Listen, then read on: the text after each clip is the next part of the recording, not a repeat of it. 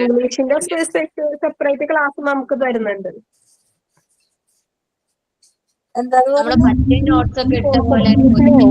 Spoken ഇംഗ്ലീഷിന്റെ class നമുക്ക് separate തരും എന്തായാലും.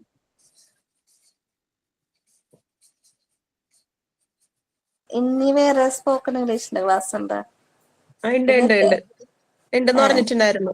അത് ഞാൻ അഡ്മിഷൻ എടുത്തപ്പോ മിസ് പറഞ്ഞിരുന്നു. കാരണം നമുക്ക് ഇന്റർവ്യൂവിനൊക്കെ അറ്റൻഡ് ചെയ്യുമ്പോൾ നമുക്ക് ഇംഗ്ലീഷ് കുറച്ച് ഫ്ലുവന്റ് ആണല്ലോ. അപ്പൊ അതിന് സ്പോക്കൺ ഇംഗ്ലീഷിന്റെ ക്ലാസ് തരുന്നുണ്ടെന്ന് പറഞ്ഞു. ഇതിന്റെ കൂടെ തന്നെ തരുമെന്ന് പറഞ്ഞിട്ടുണ്ടായിരുന്നു. അപ്പൊ ഞാൻ വിചാരിച്ച ആ ക്ലാസ് തന്നെയാണ് ഇതൊന്ന് എന്നുള്ള ഒരു ചിന്തയിലായിരുന്നു. ഇതും ശരി. എല്ലാരും ഇതുവരെയുള്ള നോട്ട്സ് എവിടെയാണുള്ളത്? നോട്ട്സ് നമ്മുടെ ഇതിൽ തന്നെ ഉണ്ടാവില്ലേ, ക്ലാസ് റൂമിൽ തന്നെ കിട്ടി ഇടുവോ അവര്. ഇപ്പൊ ഇന്ന് ഇടൂല, നാളെ അല്ലേ കിട്ടുന്നത്. ഈ റെക്കോർഡഡ് ക്ലാസ് തന്നെയാന്ന് പറയുന്നത്? അല്ലാണ്ട് ടെക്സ്റ്റ് ബുക്കിന്റെ പ്രിന്റ് ആണോ? പ്രിന്റ് റെക്കോർഡ് ക്ലാസിന്റെ ആണ് കിട്ടുന്നത്. നാളെ കിട്ടുള്ളത്. ഇത് ജസ്റ്റ് സ്ക്രീൻഷോട്ട് എടുത്ത് വെച്ചാലും മതി. ഇപ്പൊ കാണിച്ചത് ഞാനത് സ്ക്രീൻഷോട്ട് എടുത്ത് വെച്ച് ജസ്റ്റ്. അത് ഗൂഗിൾ ക്ലാസ് റൂമിലുണ്ടല്ലോ, ഇടാറുണ്ടല്ലോ. ക്ലാസ്സിന് നോട്ട്സ് ആയിട്ട് തരും. അത് ക്ലാസ് റൂമിൽ തന്നെയാണ്ടത്. ക്ലാസ് റൂമിലാണോന്ന് എനിക്കറിയില്ല. എനിക്ക് ഗ്രൂപ്പിൽ ക്ലാസ് റൂമിൽ തന്നെയല്ലേ കിട്ടുന്നത്. നോട്ട്സ് ക്ലാസ് റൂമിൽ തന്നെയാണല്ലോ കിട്ടുന്നത്. അതെല്ലേ. പക്ഷെ ഒരു പ്രശ്നമുണ്ട്, അത് നമുക്ക് അപ്പൊ തന്നെ കിട്ടൂല. അത് നാളെ കിട്ടുള്ളൂ എന്തായാലും. ഇപ്പൊ ഇത് ഇനിയിപ്പോ അപ്ലോഡ് ചെയ്ത് നാളെ യൂട്യൂബില് നമുക്ക് കാണാം. അതല്ല ഞാൻ മോഡ്യൂൾസ് ആയിട്ട് തരുന്നില്ലേ ഇപ്പൊ മറ്റേ അങ്ങനെ തന്നിട്ടുണ്ടോ പ്രിന്റ് എടുക്കാൻ വേണ്ടിട്ട്? അതെ തന്നിട്ടുണ്ടല്ലോ. കിട്ടിയില്ലേ? ക്ലാസ് റൂമിലുണ്ടല്ലോ അത്. ക്ലാസ് റൂമിലുണ്ടാ? ഉണ്ടല്ലോ. ഇംഗ്ലീഷിന്റെ അങ്ങനെ കിട്ടിയിട്ടില്ല. ഇംഗ്ലീഷിന്റെ കിട്ടിയിട്ടില്ല. ഇല്ല. അങ്ങനെ സെപ്പറേറ്റ് ആയിട്ട് നോട്ട്സ് തരുന്നില്ല അവര്? നോട്ട്സ് എനിക്ക് ഗ്രൂപ്പിൽ നിന്നാണ് നോട്ട്സ് ഒക്കെ എനിക്ക് കിട്ടുന്നത്. ഇംഗ്ലീഷിന്റെ നോട്ട്സ് ക്ലാസ് റൂമിലുണ്ട്. അതെ ഉണ്ടെന്ന് തോന്നുന്നു. പക്ഷെ എനിക്ക് ഇംഗ്ലീഷിന്റെ നോട്ട്സ് കംപ്ലീറ്റ് കിട്ടിയേക്കണം ഗ്രൂപ്പിൽ നിന്നാണ് കേട്ടാ. എനിക്ക് മറ്റേതൊക്കെ എനിക്ക് ഇതിൽ നിന്ന് തന്നെയാണ് കിട്ടിയത്. Good afternoon to all. Good afternoon ma'am. Good afternoon ma'am. Good afternoon ma'am. Good afternoon ma'am. Okay, അപ്പോൾ ഡിസ്കഷൻസ് ഒക്കെ തൽക്കാലം അവിടെ വെക്കുക. ക്ലാസ് കഴിഞ്ഞ് കഴിയുമ്പോൾ നിങ്ങൾക്ക് ഡിസ്കസ് ചെയ്യാൻ ഒത്തിരി സമയമുണ്ട് കേട്ടോ. ഓക്കെ, അപ്പൊ നമുക്ക് ചാപ്റ്ററിലേക്ക് പോവാം. ഓക്കെ, അപ്പൊ നമ്മൾ ഏത് ചാപ്റ്റർ പഠിച്ചുകൊണ്ടിരുന്നേ? റേഡിയോളജി. ഓക്കെ, റേഡിയോളജി എവിടെ വരെ പഠിച്ചിരുന്നു? എവിടെ വരെ പഠിച്ചേ? ഓക്കെ, റേഡിയേഷൻ സിവിയർ എഫക്റ്റും ക്രോണിക് എഫക്ട്സും പറഞ്ഞു അല്ലെ. ഓക്കെ, അപ്പൊ നമുക്ക് അടുത്തതായിട്ട് നമ്മൾ നോക്കുന്നത് റെഗുലേറ്ററി ബോഡിയാണ് കേട്ടോ. റെഗുലേറ്ററി ബോഡി തുടങ്ങിയാണ് നോക്കുന്നത്. അപ്പൊ ഞാൻ ഓൾ മ്യൂട്ട് കൊടുക്കുകയാണ്. നിങ്ങൾ എന്തെങ്കിലും ഉണ്ടെങ്കിൽ മെസ്സേജ് ചെയ്യാം കേട്ടോ. റിപ്പീറ്റ് ചെയ്യേണ്ട പോയിന്റോ കാര്യങ്ങളോ ഉണ്ടെങ്കിൽ മെസ്സേജ് ചെയ്യാം. അതിനുശേഷം നമുക്ക് ലാസ്റ്റ് ഒരു 10 മിനിറ്റ്സ് നമുക്ക് ഡിസ്കസ് ചെയ്ത് ഒന്നുകൂടി ക്ലിയർ ചെയ്യാം കേട്ടോ. ഓക്കെ, അപ്പോ റെഗുലേറ്ററി ബോഡി എന്ന് പറയുന്നത് എന്താണ്? റെഗുലേറ്ററി ബോഡി നമ്മുടെ റേഡിയോളജി ഡിപ്പാർട്ട്മെന്റുമായി ബന്ധപ്പെട്ട റെഗുലേറ്ററി ബോഡിയാണ് നമ്മൾ പഠിക്കേണ്ടത്. ഓക്കെ, അപ്പൊ ഈ ഏതൊരു ഡിപ്പാർട്ട്മെന്റിൽ ഇപ്പൊ റേഡിയോളജി ഡിപ്പാർട്ട്മെന്റുകൾ എന്ന് പറയുമ്പോൾ അതിന്റെ കുറെ അധികം മെഷീൻസും കാര്യങ്ങളൊക്കെ ഉപയോഗിക്കുന്നുണ്ട് അല്ലെ. ഏത് റേഡിയോളജി ഡിപ്പാർട്ട്മെന്റുമായി ബന്ധപ്പെട്ട് ഇപ്പൊ എക്സ്റേസ്, സ്കാനിങ് മെഷീൻസ് അല്ലെ, MRIക്ക് വേണ്ടിയിട്ടുള്ള സ്പെഷ്യൽ മെഷീനുകൾ ഉണ്ട്, CT സ്കാനിന് വേണ്ടിയിട്ടുള്ള സ്പെഷ്യൽ മെഷീനുകൾ ഉണ്ട്. അപ്പൊ ഇങ്ങനെയുള്ള ഈ റേഡിയേഷൻസ് ഉപയോഗിച്ചുകൊണ്ടുള്ള ഇങ്ങനെയുള്ള മെഷീൻസിന്റെ ഉപയോഗം അല്ലെ, അങ്ങനെ ഒരു ഉപയോഗിക്കണമെങ്കിൽ അത് ആ ഹോസ്പിറ്റലുകാര് ഈ ഒരു റെഗുലേറ്ററി ബോഡി ഇല്ല, അല്ലെങ്കിൽ ഇതൊരു റെഗുലേറ്ററി ബോർഡാണ്. ആ ബോർഡിൽ നിന്നും എന്ത് ചെയ്യണം? അനുമതി അല്ലെങ്കിൽ പെർമിഷൻ വാങ്ങിയിട്ട് മാത്രമേ ഇങ്ങനെയുള്ള എക്യുപ്മെന്റ്സുകൾ ഹോസ്പിറ്റലിൽ നമുക്ക് ഇൻസ്റ്റാൾ ചെയ്യാൻ പറ്റുള്ളൂ. ഓക്കെ, അപ്പൊ ഈ ആരിൽ നിന്നാണ് ഇങ്ങനെ ഈ റേഡിയോളജി ഡിപ്പാർട്ട്മെന്റ് ഇങ്ങനെയുള്ള പെർമിഷൻസ് വാങ്ങുന്നത് എന്നാണ് നമ്മൾ ഇതിൽ നോക്കുന്നത് കേട്ടോ. ഓക്കെ, അപ്പൊ റെഗുലേറ്ററി ബോഡിയിൽ ഏതാണ് പറഞ്ഞിരിക്കുന്നത്? Atomic energy regulatory body, that is AERB. Okay, അതിന്റെ ഷോർട്ട് ഫോമും എക്സ്പാൻഡഡ് ഫോമും നോട്ട് ചെയ്ത് വെക്കണം കേട്ടോ. എന്താണ്? Atomic energy regulatory board. Atomic energy regulatory board എന്താണ് അതിന്റെ Malayalam? Atomic energy regulatory board എന്ന് പറഞ്ഞാൽ എന്താ?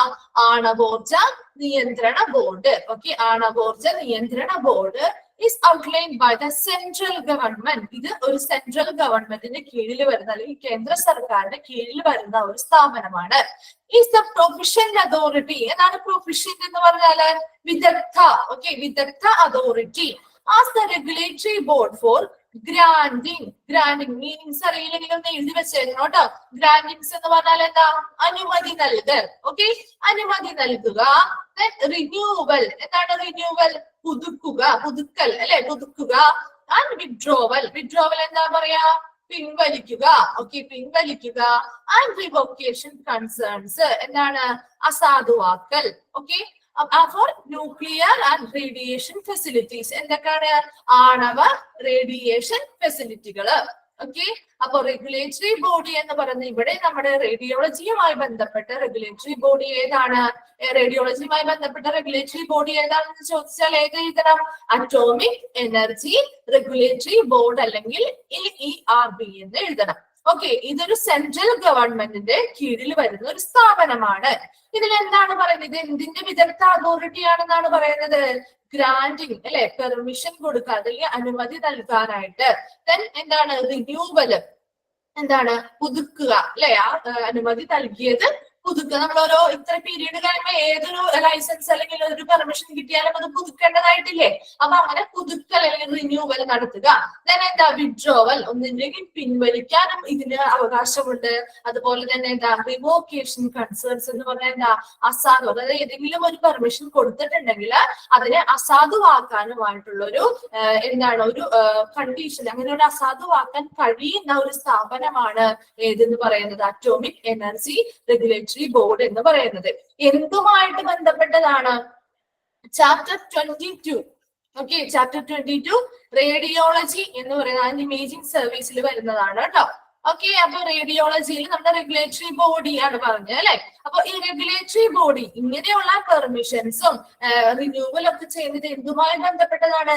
Nuclear and radiation facilities. ആണവ റേഡിയേഷൻ സൗകര്യങ്ങൾ. അത് ഏതൊക്കെയാണ്? നമ്മുടെ എക്സ്റേസ് ആയിക്കോട്ടെ, MRIs ആയിക്കോട്ടെ, CT സ്കാനേഴ്സ് ആയിക്കോട്ടെ, അങ്ങനെ ഏതൊരു റേഡിയേഷൻ ഉപയോഗിച്ചിട്ടുള്ള ഏതൊരു എക്യുപ്മെന്റ് അത് നമ്മൾ എന്ത് ഉപയോഗിക്കുമ്പോഴും അതിന് വേണ്ടിയിട്ട് എന്ത് ചെയ്യണം? ഇങ്ങനെയുള്ള അറ്റോമിക് എനർജി റെഗുലേറ്ററി ബോർഡിൽ നിന്നും അതിനുള്ള പെർമിഷൻസ് എടുത്തിരിക്കണം. അങ്ങനെ പെർമിഷൻസ് എടുത്തതിന് ശേഷം മാത്രമേ അതിൽ പ്രവർത്തനങ്ങൾ നടത്താൻ പാടുള്ളൂ. കാരണം എന്തുകൊണ്ടാണ്? അവിടെ ഹൈ എനർജി റേഡിയേഷൻസ് ഒക്കെ ഉപയോഗിക്കുന്ന മെഷീൻസ് ആയിരിക്കും. അപ്പൊ അങ്ങനെയുള്ള റേഡിയേഷൻസ് നമ്മുടെ ആരോഗ്യപരമായിട്ടോ അല്ലെങ്കിൽ പരിസ്ഥിതിപരമായിട്ടോ എന്തെങ്കിലും രീതിയിലുള്ള പ്രശ്നങ്ങൾ ഉണ്ടാക്കുന്നുണ്ടോ എന്നുള്ളത് ആര് ചെക്ക് ചെയ്യേണ്ടതാണ്?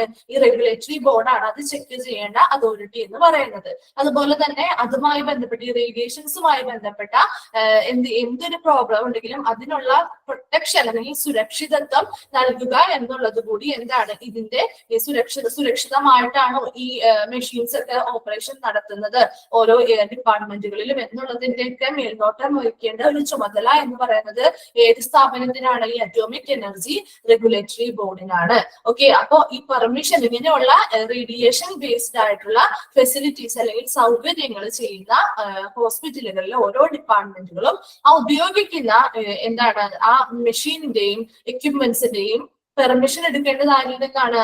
അറ്റോമിക് എനർജി റെഗുലേറ്ററി ബോർഡിൽ നിന്നാണ് കേട്ടോ. അപ്പൊ അതൊരു സെൻട്രൽ ഗവൺമെന്റിന്റെ സ്ഥാപനം കൂടിയാണ്. അതെന്താണ്? പ്രധാന വിദഗ്ധ അതോറിറ്റിയാണ്. എന്തിനെ ബേസ് ചെയ്തിട്ട്? ആണവ റേഡിയേഷൻ ഫെസിലിറ്റീസിനുമായി ബന്ധപ്പെട്ടുണ്ടാകുന്ന പെർമിഷനുകൾ എടുക്കുന്നതാവാം, അല്ലെങ്കിൽ എന്താ റിന്യൂവൽ ചെയ്ത് പെർമിഷൻ കൊടുത്തത് പുതുക്കുന്നതാവാം, അല്ലെങ്കിൽ എന്താ പിൻവലിക്കുന്നതാവാം, അല്ലെങ്കിൽ ആ പെർമിഷൻ അസാധുവാക്കാനും അസാധുവാക്കാനും പറ്റുന്ന ഒരു സ്ഥാപനമാണ് ഏതെന്ന് പറയുന്നത്? അറ്റോമിക് എനർജി റെഗുലേറ്ററി ബോർഡ് എന്ന് പറയുന്നത്. ഓക്കെ, ഇതിൽ ഇവിടെ രണ്ട് ക്വസ്റ്റ്യൻസ് ആണ് നിങ്ങൾക്ക് പ്രധാനമായിട്ടും വരുന്നത്.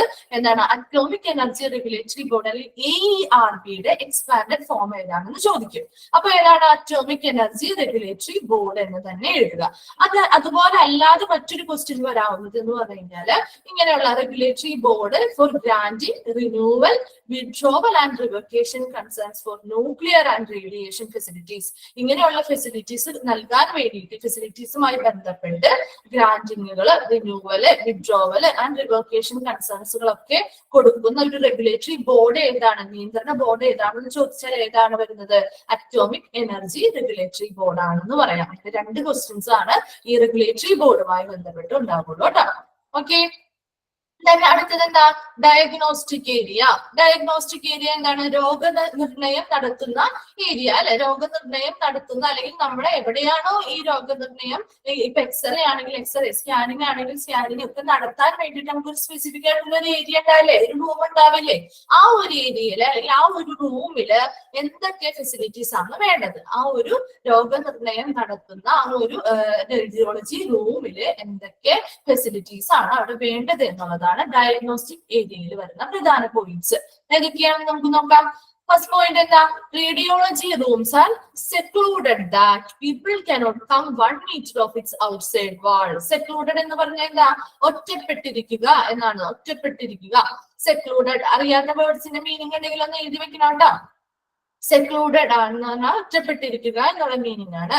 അതായത് ഈ റേഡിയോളജി റൂമുകള്, നമ്മൾ ഈ റേഡിയോളജി റൂമുകളിൽ ചെല്ലുമ്പോൾ ഈ റേഡിയോളജി റൂമുകൾ എന്ന് പറയുന്നത് എങ്ങനെയായിരിക്കണം എന്നാണ് പറയുന്നത്? ഔട്ട്സൈഡ് വാൾ അല്ലെങ്കിൽ പുറം ഭിത്തിയിൽ നിന്നും 1 meter എങ്കിലും ഉള്ളിലേക്ക് മാറി ഒറ്റപ്പെട്ട ഇരിക്കണം ഈ റേഡിയോളജി റൂമുകൾ എന്ന് പറയുന്നത്. ഇപ്പൊ ഫോർ എക്സാമ്പിൾ നമ്മൾ ഓപ്പറേഷൻ തിയേറ്റേഴ്സ് ഒക്കെ നമ്മൾ കണ്ടിട്ടില്ലേ? ഓപ്പറേഷൻ തിയേറ്ററുകളിലൊക്കെ ചിലവർ പോയിട്ടുണ്ടാവാം, അല്ലാന്നുണ്ടെങ്കിൽ നമ്മൾ സിനിമകളിലോ അങ്ങനെ കണ്ടിട്ടുണ്ടാവാം അല്ലെ? അപ്പൊ ഈ ഓപ്പറേഷൻ തിയേറ്ററിൽ വലിയ എന്താണ് ഡോറും കാര്യങ്ങളും ഒക്കെ ഉണ്ടാവും. അതുപോലെ വലിയ ഹെഡിങ്ങിൽ ഓപ്പറേഷൻ തിയേറ്റർ എന്നൊക്കെ എഴുതി വെച്ചിട്ടുണ്ടാവും. അപ്പൊ അതിനുള്ളിലേക്ക് കയറുന്നത്, ആ വാതിൽ തുറന്നാൽ ഡോർ തുറന്ന് നേരെ നമ്മൾ ഉള്ളിലേക്ക് കയറുന്ന ഓപ്പറേഷൻ തിയേറ്റർ എന്ന് പറയുന്ന ആ റൂമിലേക്കാണോ? അല്ല. ഓപ്പറേഷൻ തിയേറ്റർ അല്ലെങ്കിൽ ഓപ്പറേഷൻ തിയേറ്റർ ചെയ്യുന്ന ആ ഒരു റൂം എന്ന് പറയുന്നത് കുറച്ച് ഉള്ളിലേക്ക് മാറിയിട്ടായിരിക്കും. അതിന് മുൻപ് എന്താണ് ഈ ഡോറ് തുറന്ന് പോകുന്നത്? ചിലപ്പോൾ നേഴ്സിംഗ് റൂമുകൾ ഉണ്ടാവാം, എന്താ ഓപ്പറേഷൻ കഴിഞ്ഞുള്ള പേഷ്യൻസിന് വാർഡുകൾ പോലെയുള്ള റൂമുകൾ ഉണ്ടാവാം, അല്ലെങ്കിൽ ഓപ്പറേഷൻ ചെയ്യാൻ പോകുന്ന പേഷ്യൻസിനെ എടുത്തിരിക്കുന്ന റൂമുകൾ ഉണ്ടാവാം, അനസ്തേഷ്യ കൊടുത്ത് എടുത്തിരിക്കുന്ന റൂമുകൾ ഉണ്ടാവാം. അങ്ങനെ പല ഏരിയ കഴിഞ്ഞിട്ടാണ് നമുക്ക് ആ ഓപ്പറേഷൻ തിയേറ്റർ എന്ന് പറയുന്ന ആ ഒരു റൂമിലേക്ക് എത്തുന്നത് അല്ലെ? അപ്പൊ അതുപോലെ തന്നെയാണ് ഇവിടെ റേഡിയോളജി റൂമുകളും പറയുന്നത്. റേഡിയോളജി ഡിപ്പാർട്ട്മെന്റിനുള്ളിലെ അപ്പുറം ഭിത്തിയിൽ നിന്നും 1 meter അകലെ മാറി ഉള്ളിലേക്ക് ഒറ്റപ്പെട്ടായിരിക്കണം ഈ റേഡിയോളജി ചെയ്യുന്ന ആ ഒരു റൂം വരേണ്ടത്. ഓക്കെ, അപ്പൊ എന്താണ് പറയുന്നത്? ഇങ്ങനെ ഒരു ഉള്ളിലേക്ക് വന്നാൽ പോലും പെട്ടെന്ന് ആളുകൾക്ക് എത്തിപ്പെടാൻ പറ്റാത്ത രീതിയിൽ ഒരു ഒറ്റപ്പെട്ട റേഡിയോളജി റൂം, ഒറ്റപ്പെട്ട ഒരു റൂമായിട്ട് അവിടെ എന്ത് ചെയ്തിരിക്കണം? സെറ്റ് ചെയ്തിരിക്കണം. എന്തുകൊണ്ടാണ് അങ്ങനെ പറയുന്നത്? കാരണം ഈ റേഡിയോളജി റൂമിലാണ് ഈ ഇങ്ങനെയുള്ള റേഡിയേഷൻസ് അല്ലെ, ഇങ്ങനെയുള്ള ആക്ടിവിറ്റീസ് നമ്മൾ പെർഫോം ചെയ്യുന്നത്. എന്തൊക്കെ എക്സ്റേ ആണെങ്കിലും സ്കാനിങ് ആണെങ്കിലും അത് സംബന്ധമായിട്ടുള്ള എല്ലാ ആക്ടിവിറ്റിയും അല്ലെങ്കിൽ എല്ലാ മെഷീൻസും ഉപയോഗിക്കുന്നത് ഈ റേഡിയോളജി റൂമിന്റെ ഉള്ളിൽ വെച്ചിട്ടാണ്. അപ്പൊ അവിടെ എന്താ? റേഡിയേഷൻ കൂടുതലായിരിക്കും അല്ലെ? റേഡിയേഷൻ ഉള്ള ഒരു ഏരിയ ആയതുകൊണ്ട് തന്നെ മറ്റുള്ളവർക്ക് ആ റേഡിയേഷന്റെ ആ ഒരു തീവ്രത കുറഞ്ഞ് കിട്ടാൻ വേണ്ടിയിട്ട്, അല്ലെങ്കിൽ മറ്റുള്ളവർക്ക് അതിന്റെ ഒരു എഫക്റ്റ് അധികം കിട്ടാതിരിക്കാൻ വേണ്ടിയിട്ടാണ് ഇങ്ങനെ എന്താണ് മറ്റുള്ള ആളുകള് എന്താണ് പെട്ടെന്ന് ആളുകൾക്ക് എത്തിപ്പെടാൻ പറ്റാത്ത രീതിയിൽ, വരാൻ പറ്റാത്ത രീതിയിൽ ഈ ഒരു മീറ്റർ മാറിയിട്ട് ഇങ്ങനെ ഒരു സെപ്പറേറ്റ് റൂമായിട്ട് റേഡിയോളജി റൂമുകൾ വയ്ക്കുന്നത്. ഓക്കെ, രണ്ടാമത്തെ പോയിന്റ് എന്താ? The windows are avoided to lessen the penetration of radiation in the nearby area. Windows എന്ന് പറഞ്ഞാൽ എന്താ? ജനലുകൾ അല്ലെ? ജനലുകൾ എങ്ങനെയായിരിക്കണം? അവോയ്ഡ് ചെയ്തിരിക്കണം, ജനലുകൾ ഉണ്ടാവരുത്. ഓക്കെ, അപ്പൊ റേഡിയേഷൻ റൂമുകളിൽ മിക്കവാറും ജനലുകളൊക്കെ എങ്ങനെയായിരിക്കും? ഉണ്ടാവാറില്ല, വളരെ കുറവായിരിക്കും, ഉണ്ടാവാറ് തന്നെയില്ല. എന്തുകൊണ്ടാണ്? To avoid the lessen the penetration of radiation. എന്താണ് പെനിട്രേഷൻ എന്ന് പറയുന്ന വേർഡിന്റെ മീനിങ്? തുളച്ചു കയറുക എന്നൊക്കെയാണ്, അല്ലെങ്കിൽ നുഴഞ്ഞു കയറുക, തുളച്ചു കയറുക എന്നുള്ള മീനിങ് ആണ് പെനിട്രേഷൻ കേട്ടോ. ഓക്കെ, അപ്പോ ഈ പെനിട്രേഷൻ ഓഫ് റേഡിയേഷൻ എന്നതുകൊണ്ട് ഇവിടെ ഉദ്ദേശിക്കുന്നത് നമ്മുടെ ഈ റേഡിയോളജി റൂമുമായി ബന്ധപ്പെട്ട് ചുറ്റും കിടക്കുന്ന ആ ഒരു നിയർ ബൈ ഏരിയ ഉണ്ടല്ലോ, അപ്പൊ ആ റേഡിയോളജി ഏരിയ ഉണ്ട്, അതിന് ചുറ്റും കിടക്കുന്ന ആ ഒരു ഏരിയാസ്, ആ ഒരു പ്രദേശത്തേക്ക് ഈ റേഡിയോളജി റൂമിൽ നിന്ന് വരുന്ന റേഡിയേഷൻസ് എന്ത് ചെയ്യാൻ പാടില്ല, കടന്നു പോകാൻ പാടില്ല. അതിനു വേണ്ടിയിട്ട് വിൻഡോസ് ഒന്നും ഈ റേഡിയോളജി റൂമുകളിൽ നമ്മൾ വെക്കാറില്ല. വിൻഡോസ് അല്ലെങ്കിൽ ജനലുകൾ ഉണ്ടെങ്കിൽ എന്താണ്, അതുവഴി ഈ റേഡിയേഷൻസ് നിയർ ബൈ ഏരിയാസിലോട്ട് പോവാനായിട്ടുള്ള ചാൻസ് ഉണ്ട് അല്ലെ. അപ്പൊ അതുകൊണ്ട് തന്നെ എപ്പോഴും എങ്ങനെയായിരിക്കണം, ഈ നിയർ ബൈ ഏരിയാസിലോട്ട് ഇങ്ങനെ പെനിട്രേഷൻ അല്ലെങ്കിൽ ഈ റേഡിയേഷൻസ് എന്താണ് തുളച്ചു കയറി പോവാതിരിക്കാൻ വേണ്ടിയിട്ട് വിൻഡോസ് എപ്പോഴും നമ്മൾ എങ്ങനെയാണ് അവോയ്ഡ് ചെയ്യാണ് പതിവ്. വിൻഡോസ് ഈ റേഡിയോളജി റൂമുകളിൽ വയ്ക്കാറില്ല.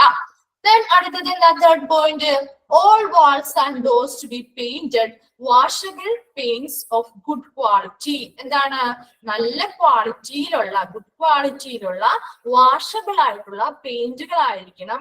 എന്ത് പെയിന്റ് ഉപയോഗിച്ചായിരിക്കണം എന്ത് പെയിന്റ് ചെയ്യേണ്ടത്, എല്ലാ വാൾസ്, എന്താണ് വാൾസ്, എല്ലാ മതിലുകൾ അല്ലെങ്കിൽ ഭിത്തികളും അതുപോലെ തന്നെ എല്ലാ വാതിലുകളും എങ്ങനെയായിരിക്കണം പെയിന്റ് ചെയ്യേണ്ടത്, വാഷബിൾ ആയിട്ടുള്ള നല്ല ക്വാളിറ്റി പെയിന്റുകൾ ഉപയോഗിച്ചിട്ടായിരിക്കണം പെയിന്റ് ചെയ്യേണ്ടത്. Then fourth point നോക്കി, as per the BARC, ഇവിടെയും ഒരു എക്സ്പാൻഡഡ് ഫോം പഠിക്കാൻ വരുന്നുണ്ട്.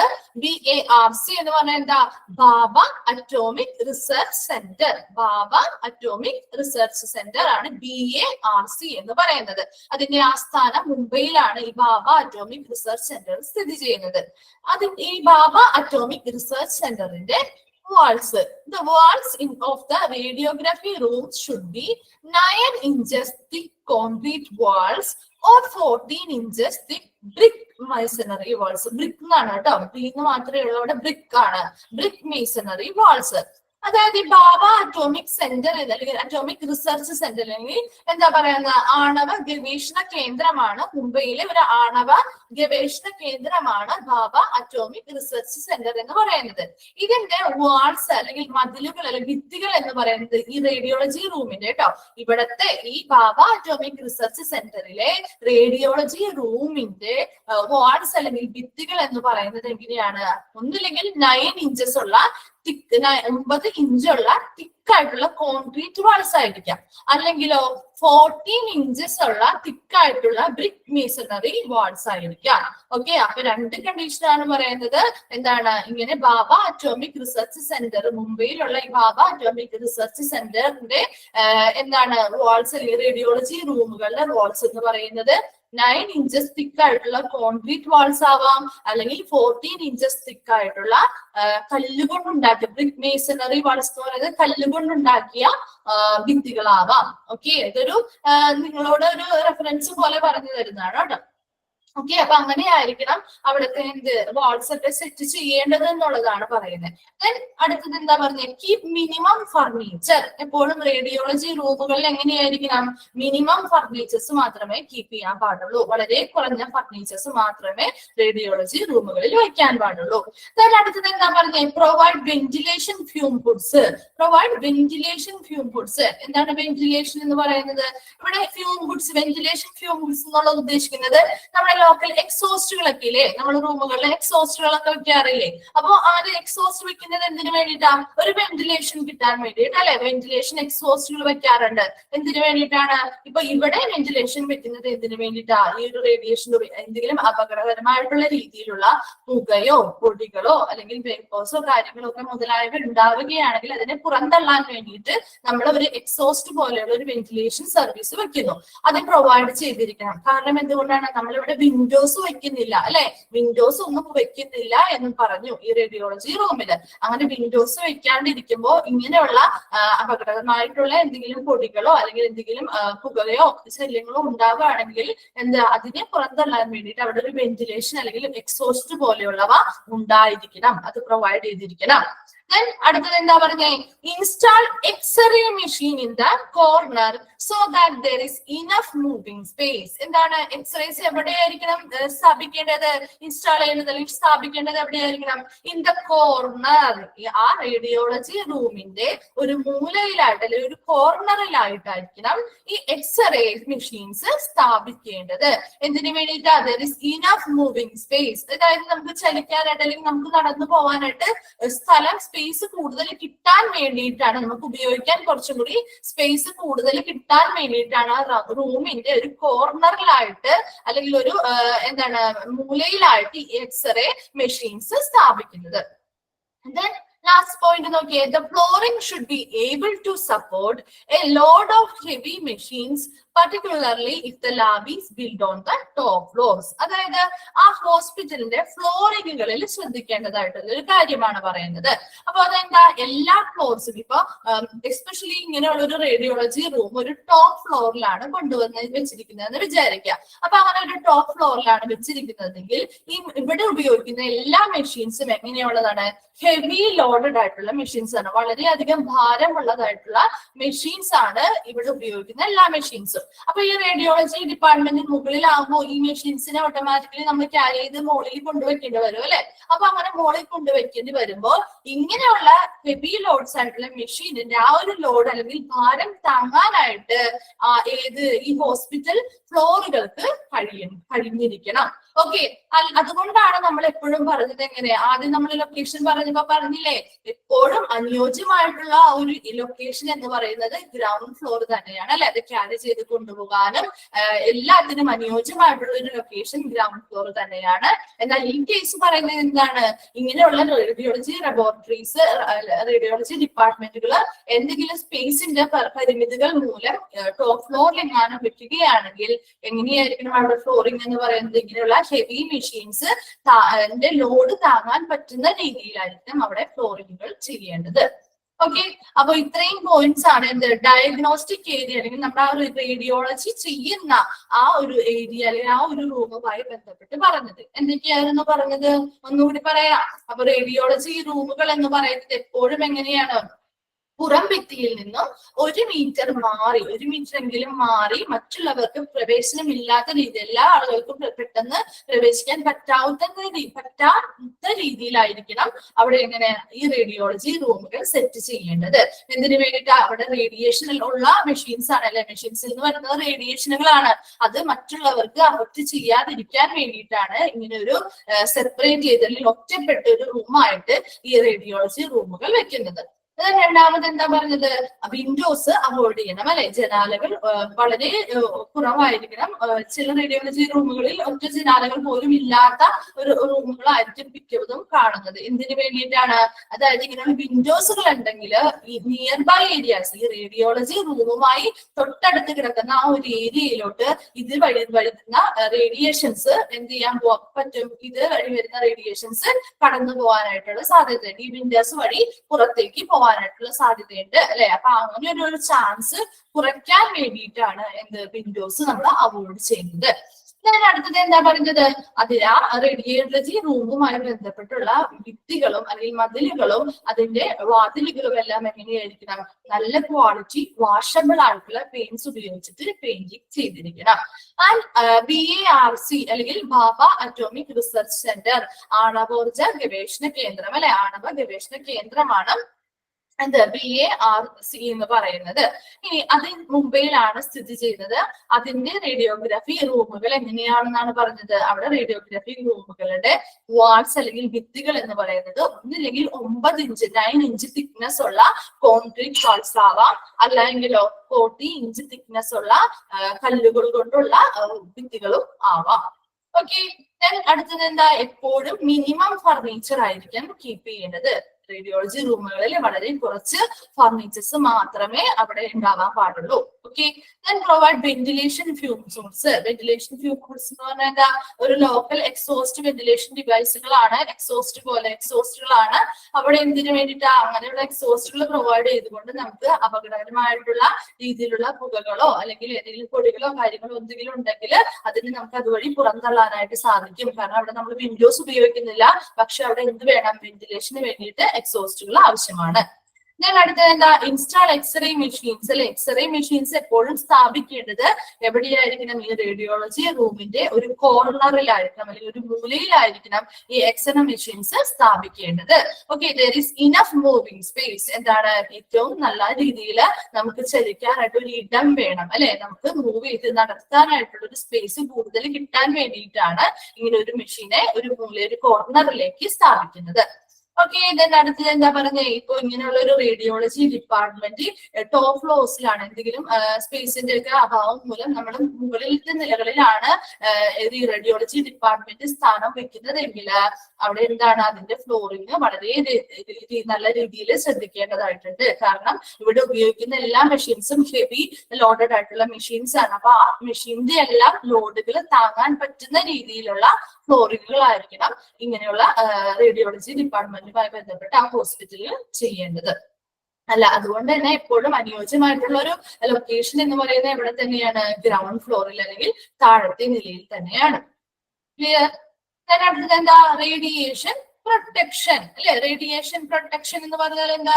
റേഡിയേഷനിൽ നിന്നും എന്താണ് ഒരു സംരക്ഷണം ലഭിക്കുക അല്ലെ. ഇങ്ങനെ വരുന്ന റേഡിയേഷൻ വരുന്നുണ്ട്, ഇങ്ങനെ എക്സ്പോഷർ ആവുന്നുണ്ടെങ്കിൽ അതിൽ നിന്ന് നമുക്ക് എന്തൊക്കെ സംരക്ഷണം ചെയ്യാൻ പറ്റും, അല്ലെങ്കിൽ നമുക്ക് എങ്ങനെ അതിനെ റേഡിയേഷനിൽ നിന്ന് നമ്മൾ സംരക്ഷിച്ച് നിർത്താൻ നമുക്ക് എന്തൊക്കെ മെഷേഴ്സ് സ്വീകരിക്കേണ്ടതുണ്ട് എന്നുള്ളതൊക്കെയാണ് നമ്മൾ റേഡിയേഷൻ പ്രൊട്ടക്ഷനിൽ പഠിക്കുന്നത്. ഓക്കെ, അപ്പൊ റേഡിയേഷൻ പ്രൊട്ടക്ഷൻ എന്താ പറയുന്നത്? Radiation protection also known as radiological protection. Radiation പ്രൊട്ടക്ഷനെ നമുക്ക് മറ്റെന്ത് പേരും കൂടി പറയാം? റേഡിയോളജിക്കൽ പ്രൊട്ടക്ഷൻ എന്ന് കൂടി പറയാം. രണ്ടും സെയിം ആണ്. റേഡിയേഷൻ പ്രൊട്ടക്ഷൻ എന്താണെന്ന് ചോദിച്ചാലും റേഡിയോളജിക്കൽ പ്രൊട്ടക്ഷൻ എന്താണെന്ന് ചോദിച്ചാലും സെയിം തന്നെയാണ് കേട്ടോ. Okay, then is defined by the international atomic energy agency. ഇവിടെയും ഒരു ഷോർട്ട് ഫോമും എക്സ്പാൻഡഡ് ഫോമും കിട്ടിയില്ലേ? മുൻപ് ഏതാ നമ്മൾ പഠിച്ചത്? BARC, ബാബ അറ്റോമിക് റിസർച്ച് സെന്റർ അല്ലെ. അതുപോലെ വേറൊരെണ്ണം പഠിച്ചല്ലോ, അറ്റോമിക് എനർജി റെഗുലേറ്ററി ബോർഡ് അല്ലെങ്കിൽ AERB. ഇങ്ങനെയുള്ള ഷോർട്ട് ഫോംസ് എപ്പോഴും റിപ്പീറ്റഡ് ആയിട്ട് ക്വസ്റ്റ്യൻസ് കണ്ടിട്ടുണ്ട് പ്രീവിയസ് ക്വസ്റ്റ്യൻ പേപ്പേഴ്സിൽ. അപ്പൊ നിങ്ങൾ സെപ്പറേറ്റ് ആയിട്ട് തന്നെ എഴുതി വെച്ച് പഠിക്കുക കേട്ടോ. ചിലപ്പോ 1-2 വേർഡ്സ് ഒക്കെ ആയിരിക്കും ചിലപ്പോ മാറ്റിയിട്ടിരിക്കുക. അപ്പൊ അത് ഏത് കറക്റ്റ് വേർഡ് ഏതാണെന്ന് നിങ്ങൾ ഐഡന്റിഫൈ ചെയ്ത് എഴുതേണ്ടതായിട്ട് വരും. അപ്പൊ 4 ഓപ്ഷൻസ് നിങ്ങൾക്ക് ഫെമിലിയർ ആയിട്ടുള്ളത് തന്നെയായിരിക്കും ചിലപ്പോൾ ചോദിക്കുന്നത്. നിങ്ങൾക്ക് ഇതിൽ 4 ഓപ്ഷനും കറക്റ്റ് ആണെന്ന് തോന്നും. അപ്പൊ അതുകൊണ്ട് തന്നെ ഈ 4 ഓപ്ഷനിൽ നിന്നും കറക്റ്റ് ആയിട്ടുള്ളത് ചിലപ്പോൾ ഏതെങ്കിലും ഒരു വേർഡിന് മാത്രം വ്യത്യാസം ഉണ്ടാവുള്ളൂ. അപ്പൊ അത് കറക്റ്റ് ആയിട്ട് ഏതാണെന്ന് ഐഡന്റിഫൈ ചെയ്ത് എഴുതാൻ പറ്റണം. അതിന് വേണ്ടിയിട്ട് സെപ്പറേറ്റ് ആയിട്ട് ഇങ്ങനെയുള്ള ഒത്തിരി ടേംസ്, ഇങ്ങനെയുള്ള ഷോർട്ട് ഫോംസും എക്സ്പാൻഡഡ് ഫോമുകൾ വരുന്നുണ്ട്. അപ്പൊ അത് സെപ്പറേറ്റ് ആയിട്ട് തന്നെ എഴുതി പഠിക്കണം കേട്ടോ. അപ്പൊ എന്താണ്? റേഡിയേഷൻ പ്രൊട്ടക്ഷനുമായി ബന്ധപ്പെട്ട് നമ്മൾ പഠിച്ചൊരു ടേം ആണ് ഇത്, ഇന്റർനാഷണൽ അറ്റോമിക് എനർജി ഏജൻസി അല്ലെങ്കിൽ IAEA എന്ന് പറയുന്നു. ഈ ഇന്റർനാഷണൽ അറ്റോമിക് എനർജി ഏജൻസി എന്ന് പറയുന്നത് ഈസ് ഡിഫൈൻഡ് ബൈ ഇത് ഡിഫൈൻ ചെയ്തിരിക്കുന്ന എന്തിനെയാണ്?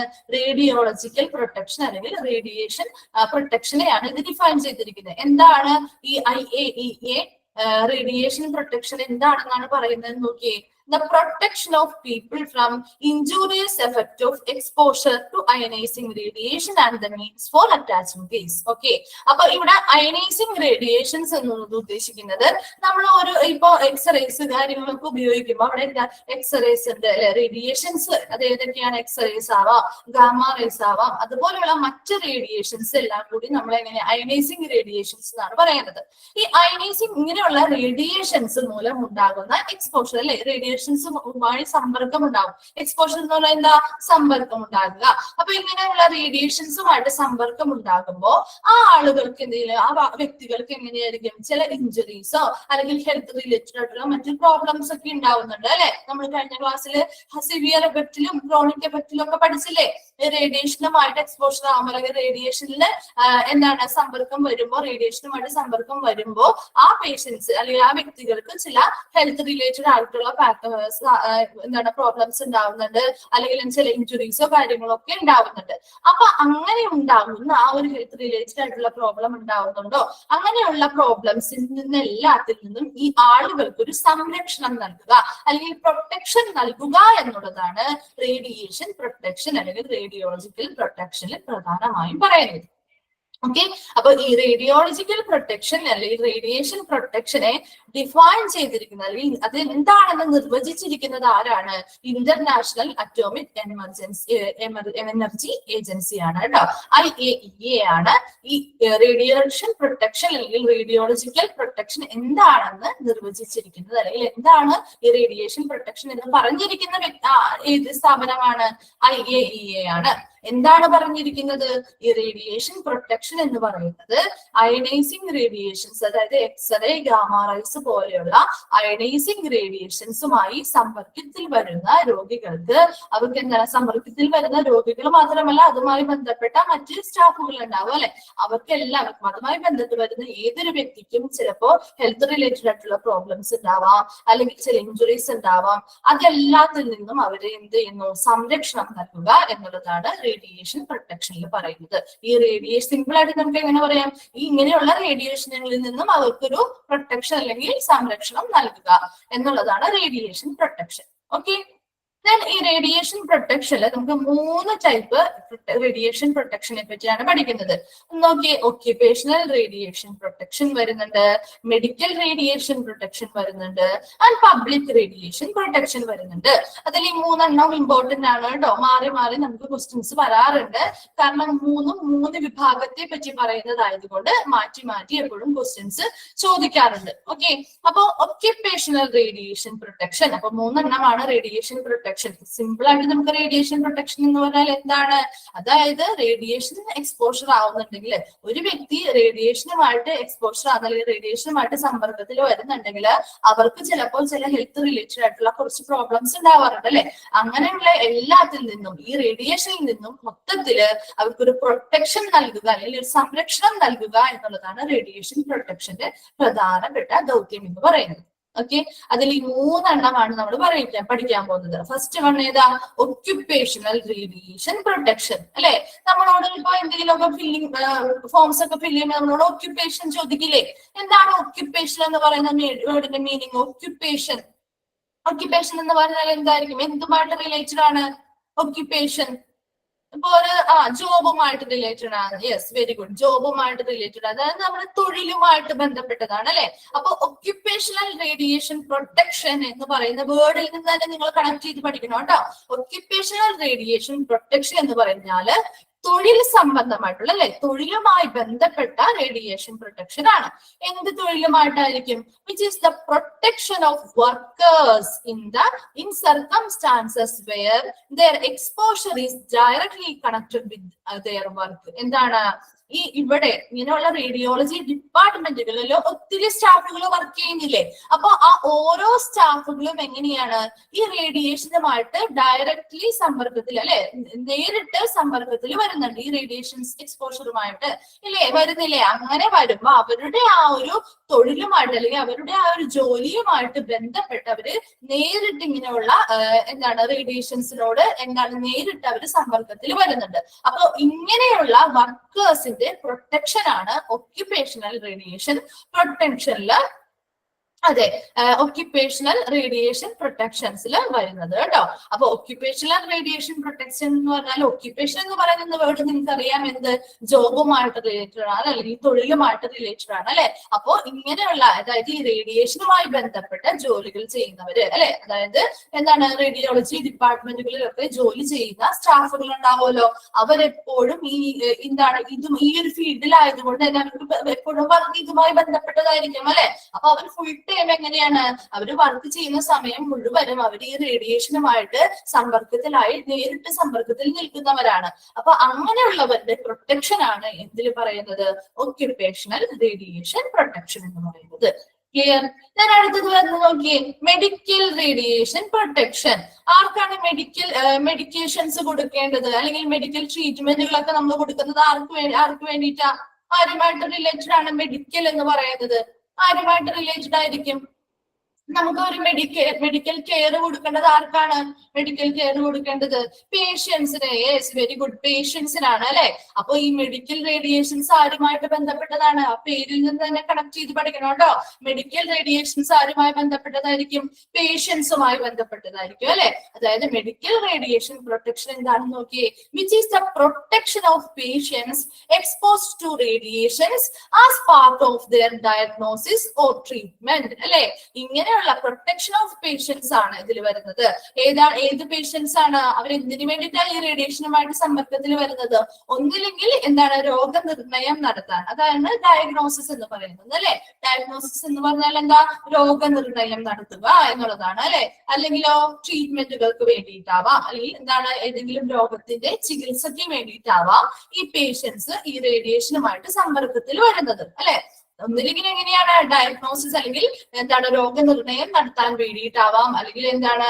ട്രീറ്റ്മെന്റുകൾ അല്ലെങ്കിൽ രോഗവുമായി ബന്ധപ്പെട്ട ചികിത്സകൾ നൽകാൻ വേണ്ടിയിട്ടാവാം ഈ പേഷ്യൻസ് റേഡിയേഷനുമായിട്ട് സമ്പർക്കത്തിൽ വരുന്നത്. അങ്ങനെ വരുന്ന പേഷ്യൻസിന്റെ പ്രൊട്ടക്ഷൻ ആണ് എവിടെ പറയുന്നത്? മെഡിക്കൽ റേഡിയേഷൻ പ്രൊട്ടക്ഷനിൽ പറയുന്നത്. ക്ലിയർ? അപ്പൊ രണ്ട് റേഡിയേഷൻ പ്രൊട്ടക്ഷൻ ആണ് നമ്മൾ പഠിച്ചത്. ഒക്യുപ്പേഷണലും പഠിച്ചു, മെഡിക്കലും പഠിച്ചു അല്ലെ. ഒക്യുപ്പേഷണൽ ആരെ പറ്റിയാണ്? പ്രൊട്ടക്ഷൻ ഓഫ് വർക്കേഴ്സ് അല്ലെ. അവിടെ വർക്ക് ചെയ്യുന്ന റേഡിയോളജി ഡിപ്പാർട്ട്മെന്റ് ഈ റേഡിയേഷനുമായി ബന്ധപ്പെട്ട് വർക്ക് ചെയ്യുന്ന എല്ലാവരുടെയും പ്രൊട്ടക്ഷൻ ആണ് ഒക്യുപ്പേഷണൽ റേഡിയേഷനിൽ വരുന്നത്. ആൻഡ് മെഡിക്കൽ റേഡിയേഷനിലാകുമ്പോൾ അവിടെ ആരുടെ പ്രൊട്ടക്ഷൻ ആണ്? വരുന്ന പേഷ്യൻസിന്റെ പ്രൊട്ടക്ഷൻ ആണ് മെഡിക്കൽ റേഡിയേഷൻ പ്രൊട്ടക്ഷനിൽ വരുന്നത്. ഓക്കെ.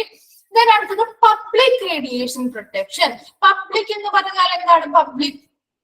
പബ്ലിക് ആരാണ്? ജനങ്ങളല്ലേ, പൊതുജനങ്ങള് എന്നൊക്കെ പറയും നമ്മൾ അല്ലെ. അപ്പൊ പൊതുവായിട്ടുള്ള പൊതുജനങ്ങളുടെ ഒരു പ്രൊട്ടക്ഷൻ, ഈ റേഡിയേഷനിൽ നിന്നുള്ള പ്രൊട്ടക്ഷൻ ആണ് പബ്ലിക് റേഡിയേഷൻ പ്രൊട്ടക്ഷനിൽ പറയുന്നത്. അപ്പൊ 3 വേർഡ്സിന്റെയും മീനിങ് മനസ്സിലാക്കിയിട്ട് നിങ്ങൾക്ക് അപ്പൊ കണക്ട് ചെയ്ത് എഴുതിക്കൂടെ? ഓക്കെ. അപ്പൊ which is the protection of individual members of the public and of the population in general. അപ്പൊ പബ്ലിക് റേഡിയേഷൻ പ്രൊട്ടക്ഷൻ എന്താണ്? Protection of individual members of the public, അതായത് പൊതുജനങ്ങളിലെ ഓരോ ഇൻഡിവിജ്വൽ ആയിട്ടുള്ള ഓരോ വ്യക്തികളുടെയും പ്രൊട്ടക്ഷനും, അതുപോലെ തന്നെ എന്താ? പോപ്പുലേഷൻ ഇൻ ജനറൽ ആയിട്ട് മൊത്തത്തിൽ എല്ലാ ജനസംഖ്യയുടെ മൊത്തത്തിലുള്ള ഒരു റേഡിയേഷൻ പ്രൊട്ടക്ഷൻ ഉണ്ട്. അതുപോലെ തന്നെ എന്താണ് അതിൽ വരുന്നത്? ഓരോ ഇൻഡിവിജ്വലിന്റെയും സെപ്പറേറ്റ് ആയിട്ട് ഓരോ ഇൻഡിവിജ്വലിന്റെയും മെമ്പേഴ്സിന്റെയും പ്രൊട്ടക്ഷനും ഈ പബ്ലിക് റേഡിയേഷൻ പ്രൊട്ടക്ഷനിൽ വരുന്നുണ്ട്. ഓക്കെ. അപ്പൊ നമ്മൾ 3 റേഡിയേഷൻ പ്രൊട്ടക്ഷനെ പറ്റിയാണ് പഠിച്ചത്.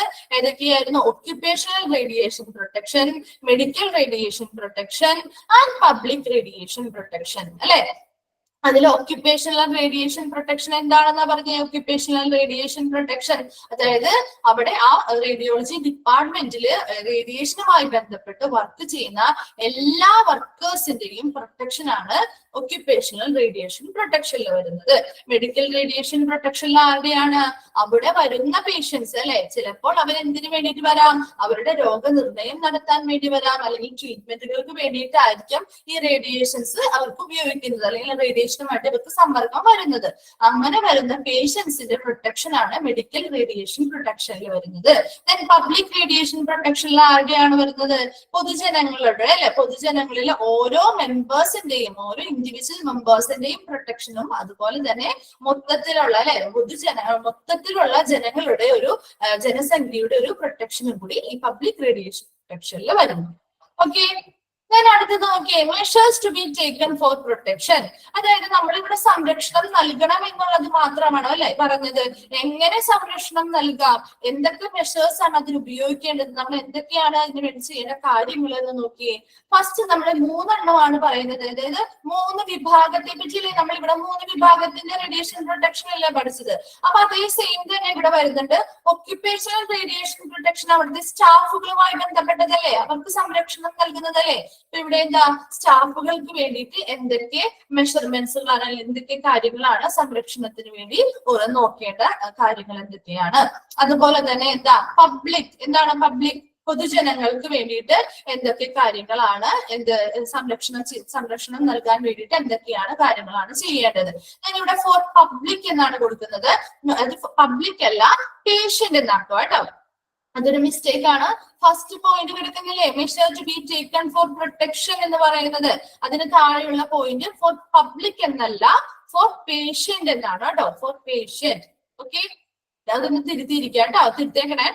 ഓക്കെ, പേഷ്യന്റ് എന്നാണ് കേട്ടോ, പബ്ലിക് അല്ല, ഫോർ പേഷ്യന്റ് ആണ് കേട്ടോ. അപ്പൊ ആദ്യം എന്താ, പേഷ്യൻസിന് കൊടുക്കുന്ന എന്തൊക്കെ മെഷർമെന്റ് അല്ലെങ്കിൽ എന്തൊക്കെ കാര്യങ്ങളാണ് പേഷ്യന്റിന്റെ പ്രൊട്ടക്ഷന് വേണ്ടിയിട്ട് ചെയ്യേണ്ടത്, അതുപോലെ സ്റ്റാഫിന്റെ പ്രൊട്ടക്ഷന് വേണ്ടി എന്തൊക്കെ കാര്യങ്ങളാണ് ചെയ്യേണ്ടത്, then എന്താ പബ്ലിക്കിന്റെ അല്ലെങ്കിൽ പൊതുജനങ്ങളുടെ പ്രൊട്ടക്ഷന് വേണ്ടി എന്തൊക്കെ കാര്യങ്ങളാണ് ചെയ്യേണ്ടത്. അങ്ങനെ 3 വിഭാഗത്തെയും വേർതിരിച്ച് തന്നെ നമ്മൾ എന്തൊക്കെയാണ് ചെയ്യേണ്ടത് എന്നുള്ളത് വേർതിരിച്ച് നമ്മൾ ഓരോ പോയിന്റ് ആയിട്ട് പഠിക്കുന്നുണ്ട്. അപ്പൊ നോക്കാം, ഫസ്റ്റ് പോയിന്റ് ഏതാ, ഫസ്റ്റ് ഫോർ ആർക്ക് വേണ്ടിയിട്ടാ, പബ്ലിക് ആണോ? അല്ല, ഫോർ പേഷ്യൻസ് ആണ് കേട്ടോ, ഫോർ പേഷ്യൻസിന് വേണ്ടിയിട്ടുള്ളതാണ്. അപ്പൊ എന്താണ് പേഷ്യൻസിന് എങ്ങനെയായിരിക്കണം കൊടുക്കണത്? ആദ്യത്തെ പോയിന്റ് നോക്കിയേ, optimisation of X-ray or CT dose. എന്താണ് ഒപ്റ്റിമൈസേഷൻ? ഒപ്റ്റിമൈസേഷൻ എന്ന് പറഞ്ഞാൽ എന്താ, ഉത്തമമായ എന്നൊക്കെ പറയും നമ്മുടെ മീനിങ്, ഉത്തമമായ എന്നുള്ള മീനിങ് ഒക്കെ വരുന്നത്. അപ്പൊ optimisation of X-ray or CT dose എന്ന് പറയുന്നത് കൃത്യമായ അളവില് ഈ എക്സ്റേ ആയിക്കോട്ടെ അല്ലെങ്കിൽ CT സ്കാൻ ആയിക്കോട്ടെ ഉപയോഗിക്കുന്നത്, അതിൽ കൃത്യമായ അളവില് റേഡിയേഷൻസ് കൊടുക്കുക എന്നുള്ളതാണ് ആദ്യത്തെ പോയിന്റിൽ വരുന്നത്. ഓക്കെ, കൃത്യമായ അളവിലായിരിക്കണം റേഡിയേഷൻസ്, ഈ എക്സ്റേ ചെയ്യുന്നതായിക്കോട്ടെ CT സ്കാൻ ചെയ്യുന്നതായിക്കോട്ടെ, അങ്ങനെയുള്ള ഏതൊരു പേഷ്യന്റിനും കൃത്യമായ അളവില് റേഡിയേഷൻസ് കൊടുക്കുക, കറക്റ്റ് ഡോസില് റേഡിയേഷൻസ് കൊടുക്കുക എന്നുള്ളത് ആദ്യത്തെ പോയിന്റിൽ വരുന്നു. അല്ലെങ്കിലോ കറക്റ്റ് ഡോസിലല്ലേ ഏതൊരു മെഷീനിലാണെങ്കിലും ഉപയോഗിക്കും, അതിനൊരു ലിമിറ്റഡ് ആയിട്ടുള്ള ഒരു റേഡിയേഷൻ ഒരു ലിമിറ്റ് ഉണ്ടായിരിക്കും. ആ ഒരു ലിമിറ്റിൽ കൂടുതലായിട്ട് ഹൈ റേഡിയേഷൻസ് ഒക്കെ കൊടുത്താലോ അവരുടെ ബോഡിയിലേക്ക് ആവശ്യമുള്ളതിനേക്കാൾ കൂടുതൽ റേഡിയേഷൻസ് പോവുകയും അത് പിന്നീട് ഫർദർ കോംപ്ലിക്കേഷൻസ് ഒക്കെ അല്ലെങ്കിൽ മറ്റ് ഹെൽത്ത് റിലേറ്റഡ് പ്രോബ്ലംസ് ഉണ്ടാവാനായിട്ട് കാരണമാകും അല്ലെ. അപ്പൊ അതുകൊണ്ട് തന്നെ എപ്പോഴും കൃത്യമായിട്ടുള്ള അളവിലായിരിക്കണം എക്സ്റേ ആണെങ്കിലും CT സ്കാൻ ഒക്കെ ചെയ്യുമ്പോഴാണെങ്കിലും കൃത്യമായിട്ടുള്ള ഡോസില് റേഡിയേഷൻ ഡോസുകൾ കൊടുക്കേണ്ടതായിട്ടുണ്ട്. രണ്ടാമത്തത് എന്താ, ഷീൽഡിംഗ് ഓഫ് പേഷ്യന്റ് പാർട്സ്. അതായത് ഷീൽഡിംഗ് എന്ന് പറഞ്ഞാൽ എന്താ, ഒരു കവചം അല്ലെങ്കിൽ ഒരു സംരക്ഷണം നൽകുക അല്ലെ. എന്തിനെയാണ് സംരക്ഷിക്കുന്നത്? പേഷ്യൻസിന്റെ ബോഡി പാർട്സുകളെ അല്ലെ, ബോഡിയിലെ ഓരോ ഭാഗങ്ങളെയും സംരക്ഷിക്കുക. അതായത് ഇപ്പൊ നമ്മൾ എക്സ്റേ എടുക്കാൻ ചെന്നു എന്ന് വിചാരിക്കും, ഒന്നില്ലെങ്കിൽ കാലിനോ അല്ലെങ്കിൽ കൈക്കോ ഒക്കെ നമ്മൾ എക്സ്റേ എടുക്കുമ്പോൾ ആ ഒരു ഭാഗം മാത്രമാണ് പുറത്തേക്ക് വിസിബിൾ ആയിട്ട് വെക്കുള്ളൂ അല്ലെ, കാണാൻ പാകത്തിന് അല്ലെങ്കിൽ എക്സ്റേ എടുക്കാൻ പാകത്തിന് ആ ഒരു സ്ഥലം മാത്രമല്ലേ വിസിബിൾ ആയിട്ട് വെക്കുള്ളൂ. മറ്റു ബോഡി ഏരിയാസ് എങ്ങനെയായിരിക്കും, കവർ ചെയ്ത് വെക്കും അല്ലെ, ക്ലോത്ത് ഉപയോഗിച്ചിട്ട് കവർ ചെയ്തായിരിക്കും വെക്കുന്നത്. അപ്പൊ അങ്ങനെ മറ്റു ബോഡി പാർട്സുകളെ എന്ത് ചെയ്യണം, സപ്പോർട്ട് ചെയ്യണം അല്ലെങ്കിൽ സംരക്ഷിക്കണം അല്ലെങ്കിൽ ഷീൽഡിങ് കൊടുക്കണം എന്നാണ് പറയുന്നത്. ഓക്കെ, അപ്പൊ ആ മറ്റേ ഏരിയയിലോട്ട് എങ്ങനെയായിരിക്കും റേഡിയേഷൻ എപ്പോഴും അപ്പൊ ഡയറക്റ്റ് ആയിട്ട് കിട്ടുന്നത് എവിടെയായിരിക്കും, ആ ഓപ്പൺ ആയിട്ട് തുറന്നിരിക്കുന്ന ഏത് ഏരിയ ആണോ ആ ഏരിയയുടെ ഡയറക്റ്റ് ആയിട്ട് എക്സ്റേസ് കടന്നു പോവുകയും അവിടെ ഇമേജുകൾ എടുക്കുകയും ചെയ്യും. എന്നാൽ അവിടെ എന്താണ് പ്രൊട്ടക്ട് ചെയ്ത് അല്ലെങ്കിൽ സംരക്ഷണം ചെയ്ത് നമ്മൾ മൂടി വെച്ചിരിക്കുന്ന ആ ഒരു ബോഡി പാർട്സിലോട്ട് എന്താണ് ഈ റേഡിയേഷൻസ് എത്തുന്നതിന്റെ അളവ് എങ്ങനെയായിരിക്കും, കുറവായിരിക്കും. അപ്പൊ അങ്ങനെയുള്ള ബോഡി പാർട്സുകൾ മറ്റു ബോഡി പാർട്സുകളെ സംരക്ഷിക്കാനായിട്ട് അവിടെ എന്തിരിക്കണം, ഇങ്ങനെ ഒരു ഷീൽഡിങ് അല്ലെങ്കിൽ ഒരു കവചം ഉണ്ടാക്കിയിരിക്കണം. ക്ലിയർ? മൂന്നാമത്തെ പോയിന്റ് എന്താ, periodic calibration of machines and quality control. എന്താണ്, ആനുകാലികമായിട്ട് എന്താ ഇങ്ങനെ പല മെഷീൻസിൽ നമ്മൾ ഉപയോഗിക്കുന്നത്. അപ്പൊ ആ മെഷീൻസ് ഉപയോഗിക്കുന്നത് അതായത് അത് ഇൻസ്റ്റാൾ ചെയ്ത സമയം മുതൽ ഒത്തിരി നാൾ കഴിഞ്ഞിട്ടുണ്ടാവും. അപ്പൊ ആ ഒരു ഇൻസ്റ്റാൾ ചെയ്ത സമയത്തെ ആ ഒരു കൃത്യതയും ആ ഒരു ആക്യുറസിയും ഇപ്പോഴും ആ ഒരു ഇൻസ്ട്രുമെന്റിന് ഉണ്ടോ എന്നുള്ളത് പീരിയോഡിക്കലി നമ്മൾ എന്ത് ചെയ്യണം, ആനുകാലികമായിട്ട് അത് മെഷർമെന്റ് എടുത്ത് അത് കൃത്യത വരുത്തണം എന്നുള്ളതാണ് പറയുന്നത്. അതുപോലെ തന്നെ അതിന്റെ ക്വാളിറ്റി, ഗുണനിലവാരം എങ്ങനെയുണ്ടെന്നുള്ളത് ചെക്ക് ചെയ്യണം. അതുപോലെ കൃത്യമായിട്ടാണോ അതിൽ ഓരോ കാര്യങ്ങളും മെഷർമെന്റുകൾ ആയിക്കോട്ടെ കൃത്യമായിട്ടുള്ള എന്താ കൃത്യത ഉണ്ടോ, അത് നിർണ്ണയിക്കുന്നതിൽ കറക്റ്റ് ആയിട്ടാണോ അതിലെല്ലാ കാര്യങ്ങളും നടക്കുന്നത് എന്നുള്ളത് ഇങ്ങനെയുള്ള മെഷീൻസുമായി സംബന്ധിച്ച് എല്ലാ കാര്യങ്ങളും എന്ത് ചെയ്യണം, ആനുകാലികമായിട്ട് അല്ലെങ്കിൽ പീരിയോഡിക്കലായിട്ട്, അതായത് ഇത്ര മാസം കൂടുമ്പോഴോ അല്ലെങ്കിൽ ഇത്ര ആഴ്ചകൾ കൂടുമ്പോഴോ ഒക്കെ എപ്പോഴും എന്ത് ചെയ്യണം, അത് ഒരു ഓർഡറിൽ ഒരു കണ്ടിന്യൂസ് ആയിട്ട് അത് ചെക്ക് ചെയ്തുകൊണ്ടേ ഇരിക്കണം എന്ന് പറയുന്നു. ഞാൻ എന്താ അങ്ങനെ അത് ചെക്ക് ചെയ്തില്ല അല്ലെങ്കിൽ ഒരു കൃത്യത ഇല്ലാത്തൊരു ഇതാണെങ്കിൽ ക്വാളിറ്റിയിൽ എന്തെങ്കിലും കുറവുകൾ വന്നിട്ടുണ്ടെങ്കിൽ അത് എന്ത് ചെയ്യും, അത് ആ എന്താണ് ഇൻസ്ട്രുമെന്റ് അല്ലെങ്കിൽ ആ ഒരു മെഷീനുമായിട്ട് ബന്ധപ്പെട്ട് എന്തെങ്കിലും കുറവുകൾ ഉണ്ടായിട്ടുണ്ടെന്നുണ്ടെങ്കിൽ അല്ലെങ്കിൽ എന്തെങ്കിലും വ്യത്യാസങ്ങൾ ഉണ്ടായിട്ടുണ്ടെന്നുണ്ടെങ്കിൽ അവിടെ എന്ത് പറ്റും? ചിലപ്പോ ഹൈ റേഡിയേഷൻ കൊടുക്കേണ്ടതായിട്ടുള്ള സ്ഥലത്ത് ലോ റേഡിയേഷൻ ആയിരിക്കും പോകുന്നത്, അല്ലെങ്കിൽ വളരെ കുറച്ച് റേഡിയേഷൻ കൊണ്ട് ചെയ്യാൻ പറ്റുന്ന ഒരു ട്രീറ്റ്മെന്റ് ആണെങ്കിൽ അവിടെ ഹൈ റേഡിയേഷൻസ് പോവാം. അതുപോലെ തന്നെ കണക്കുകളും കറക്റ്റും എന്താണ് ഇമേജുകൾ എടുക്കുന്നതൊക്കെ എന്താവും ചിലപ്പോ കറക്റ്റ് ആയെന്ന് വരില്ല. അപ്പൊ അതെന്താണ് ഈ പേഷ്യൻസിന്റെ ബോഡിയിൽ ഇങ്ങനെയുള്ള വ്യത്യാസങ്ങൾ റേഡിയേഷനിൽ ഉണ്ടാകുമ്പോൾ അവർക്ക് അതൊരു ഹെൽത്ത് റിലേറ്റഡ് പ്രോബ്ലംസ് ഉണ്ടാവുന്നുണ്ട് അല്ലെ. അപ്പൊ അതുകൊണ്ട് തന്നെ എപ്പോഴും ഇങ്ങനെയുള്ള മെഷീൻസിന്റെ ഒക്കെ ഗുണനിലവാരവും അതിന്റെ കൃത്യമായിട്ട് അത് നല്ല രീതിയിൽ പെർഫോം ചെയ്യുന്നുണ്ടോ എന്നുള്ളതൊക്കെ എപ്പോഴും എന്താ പീരിയോഡിക്കലി ചെക്ക് ചെയ്യേണ്ടതായിട്ടുള്ള ഒരു കാര്യമുണ്ട്. ഞാൻ അടുത്തത് എന്താ, reduce the time spend near the X-ray source അല്ലെ. എക്സ്റേ സോഴ്സ്, ആ എക്സ്റേ സോഴ്സിൽ നിന്നുമാണ് റേഡിയേഷൻസ് വരുന്നത്. അപ്പൊ അങ്ങനെയുള്ള റേഡിയേഷൻസ് വരുന്ന ഈ എക്സ്റേ സോഴ്സിൽ നിന്നും എപ്പോഴും എങ്ങനെയായിരിക്കണം അവിടെ ടൈം സ്പെൻഡ് ചെയ്യേണ്ടത് എപ്പോഴും കുറയ്ക്കണം എന്ന് പറയുന്നു. അപ്പൊ പേഷ്യന്റിനെ ഒരു എക്സ്റേ എടുക്കാനായിട്ട് നമ്മൾ ഒരു റൂമിലേക്ക്, റേഡിയോളജി റൂമിലേക്ക് കയറ്റുകയാണെങ്കിൽ ഉടനെ തന്നെ കയറ്റുമ്പോൾ തന്നെ ഉടനെ ആ ഒരു പ്രൊസീജിയർ നടത്തുകയും അതിനുശേഷം ആ പ്രൊസീജിയർ കഴിഞ്ഞു കഴിഞ്ഞാൽ ഉടനെ പുറത്തെടുക്കുകയും വേണം. ആ റൂമിൽ അത്രയും അധികം നേരം, കുറെ നേരം സ്പെൻഡ് ചെയ്യാനായിട്ട് നമ്മൾ അനുവദിക്കാതിരിക്കുക. കാരണം എന്താ, എത്ര നേരം അത് ആ പേഷ്യന്റ് അവിടെ നിൽക്കുന്നു അത്രയും നേരം അവർ റേഡിയേഷൻ എക്സ്പോഷർ ആയിക്കൊണ്ടിരിക്കുകയാണ് അല്ലെ, റേഡിയേഷനുമായ സമ്പർക്കത്തിൽ വരികയാണ്.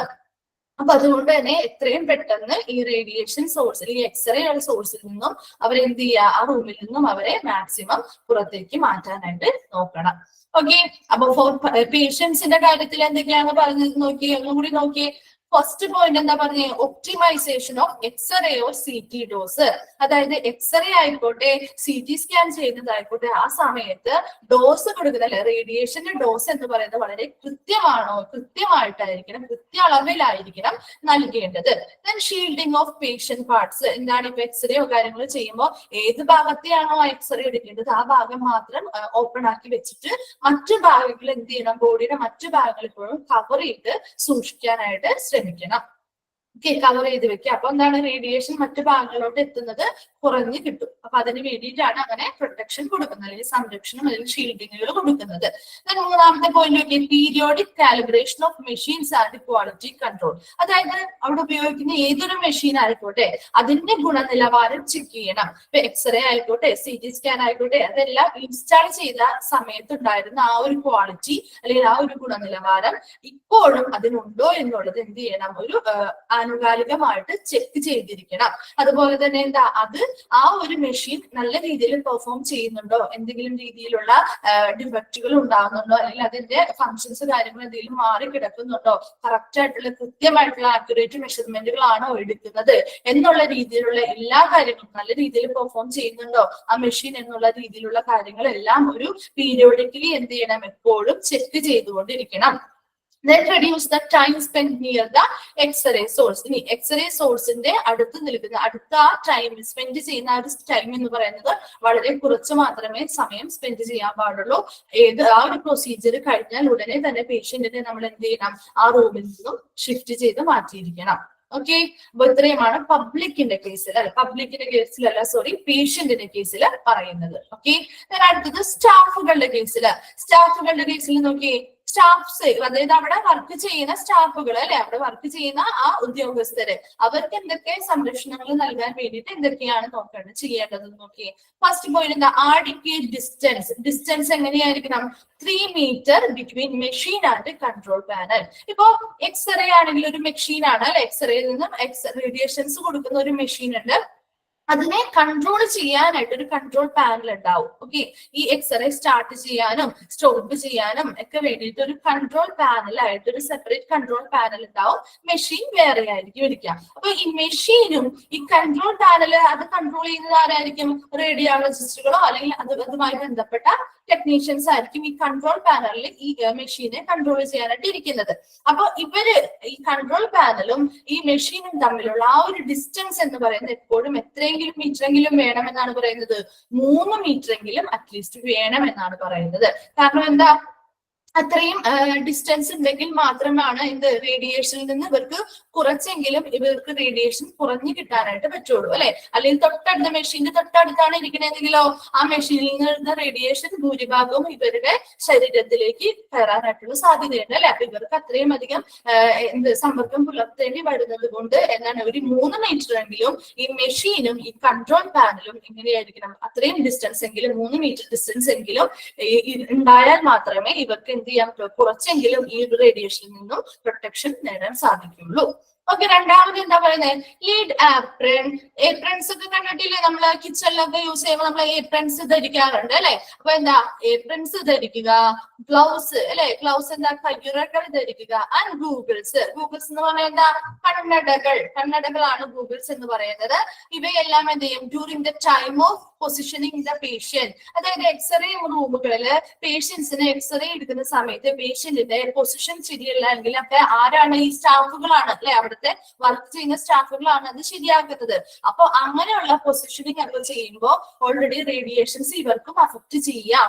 എന്നാൽ കുറച്ചൊക്കെ അതിൽ നിന്നും എങ്ങനെ നമുക്ക് മാറ്റാൻ പറ്റും, ഈ ഏപ്രൺസ് ധരിക്കുന്നത് മൂലം കുറയ്ക്കാൻ പറ്റും. അതുപോലെ തന്നെ ഗ്ലൗസുകൾ യൂസ് ചെയ്യുന്നത് മൂലം എന്താണ് ആ ഒരു ഏരിയ നമുക്ക് പ്രൊട്ടക്ട് ചെയ്യാൻ പറ്റും. ദെൻ ഗൂഗിൾസ്, കണ്ണടകൾ ഉപയോഗിച്ചത് നമുക്ക് കണ്ണിലോട്ട് റേഡിയേഷൻ വരുന്നതിന്റെ ആ ഒരു എഫക്ട് കുറയ്ക്കാനായിട്ട് സാധിക്കും. അപ്പൊ ഇത്രയും സ്ഥാനങ്ങൾ ധരിച്ചു വേണം എന്ത് ആ ഒരു റൂമിൽ ഇവര് നിൽക്കേണ്ടതായിട്ടുണ്ട്.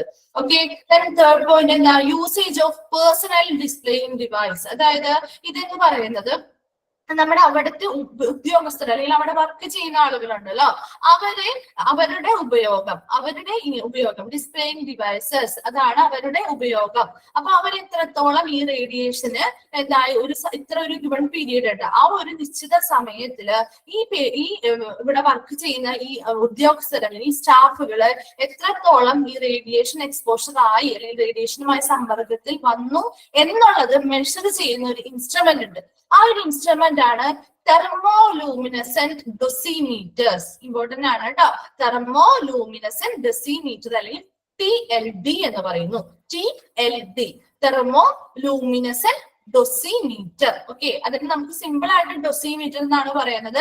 അതിന്റെ എക്സ്പാൻഡ് ചെയ്ത് ചോദിക്കുകയാണെങ്കിൽ അത് TLD ആണ്, തെർമോലൂമിനസെന്റ് ഡൊസിമീറ്റേഴ്സ്. ഈ ഡൊസിമീറ്റർ എന്താണ് ചെയ്യുന്നത് നോക്കിയേ. It's the instrument. എന്താണ് ഡൊസിമീറ്റർ എന്ന് ചോദിച്ചാൽ എന്ത് ചെയ്യണം? It's an instrument that measures exposure to ionising radiation over a given period. എന്താണ് ഒരു നിശ്ചിത സമയം അല്ലെങ്കിൽ ഒരു നിശ്ചിത കാലയളവില് അയനൈസിങ് റേഡിയേഷൻസ് ഇതുപോലെയുള്ള റേഡിയേഷൻസുമായിട്ട് എക്സ്പോഷർ ആകുമല്ലോ ഇവിടെയുള്ള വർക്ക് ചെയ്യുന്ന ആളുകൾ. അങ്ങനെ എത്രത്തോളം സമ്പർക്കത്തിൽ വരുന്നു എന്നുള്ളത് മെഷർ ചെയ്യുന്ന ഒരു ഇൻസ്ട്രുമെന്റ് ആണ് ഡൊസിമീറ്റർ എന്ന് പറയുന്നത്.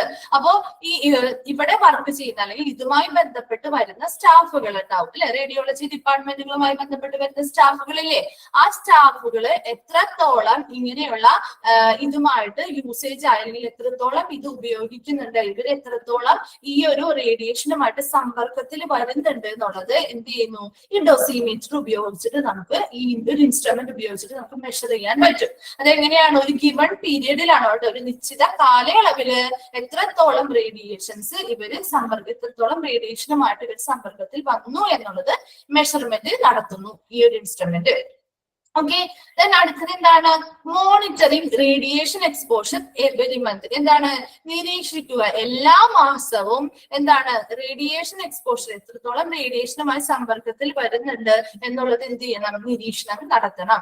കാരണം എന്താണ് ഇപ്പൊ ചില മെഷീൻസ് ഒക്കെ ഇപ്പൊ എന്തെങ്കിലും മെഷീൻസ് എന്തെങ്കിലും കംപ്ലൈൻസ് കാര്യങ്ങളോ വരാണെങ്കിൽ അത് കൂടുതൽ റേഡിയേഷൻസ് പുറന്തള്ളും അല്ലെ, പുറത്തേക്ക് കൂടുതൽ റേഡിയേഷൻസ് വിടും. അപ്പൊ അങ്ങനെയുള്ള എന്തെങ്കിലും രീതിയിലുള്ള വ്യത്യാസങ്ങൾ ആ മെഷീൻസ് സംബന്ധമായിട്ട് എന്തെങ്കിലും ഉണ്ടാവുന്നുണ്ടോ, അല്ല എന്നുണ്ടെങ്കിൽ അവരുടെ ഓരോ മാസവും എങ്ങനെയാണ് ഈ റേഡിയേഷൻ എക്സ്പോഷർ അല്ലെങ്കിൽ റേഡിയേഷനുമായി സമ്പർക്കത്തിൽ വരുന്നത് എങ്ങനെയാണെന്നുള്ളത് ഒന്ന് മോണിറ്റർ ചെയ്യുക അല്ലെങ്കിൽ നിരീക്ഷിക്കുക എന്നുള്ളത് കൂടിയാണ് ഇതിൽ സ്റ്റാഫുകളുടെ കാര്യങ്ങളിൽ പറയുന്നത്. ഓക്കെ, അപ്പൊ ഒന്നും കൂടി പറയാം, ശ്രദ്ധിക്കുക.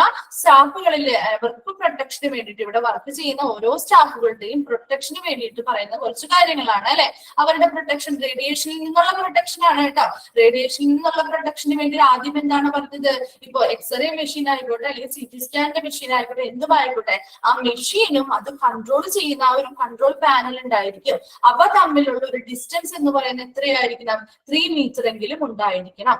എന്തിനു വേണ്ടിയിട്ടാണ്? ഡയറക്റ്റ് ആയിട്ട് അതിന് ആ റേഡിയേഷൻ ഇവർക്ക് കിട്ടാതിരിക്കാൻ വേണ്ടിയിട്ട് ഒരു 3 മീറ്റർ എങ്കിലും ഉണ്ടെങ്കിൽ അവരെന്താണ് അത്രയും അധികം കുറച്ച് വളരെ അടുത്തായിരിക്കില്ലല്ലോ, അപ്പൊ അത്രയും കുറവ് റേഡിയേഷൻ അവർക്ക് ബോഡിയിലേക്ക് കിട്ടുള്ളൂ. ഒരു 3 മീറ്റർ ഡിസ്റ്റൻസ് ഒക്കെ ഉണ്ടല്ലോ, അപ്പൊ അതുകൊണ്ട് അത്രയും റേഡിയേഷൻ കുറവാണ് അവർക്ക് എഫക്ട് ഉണ്ടാവുള്ളൂ.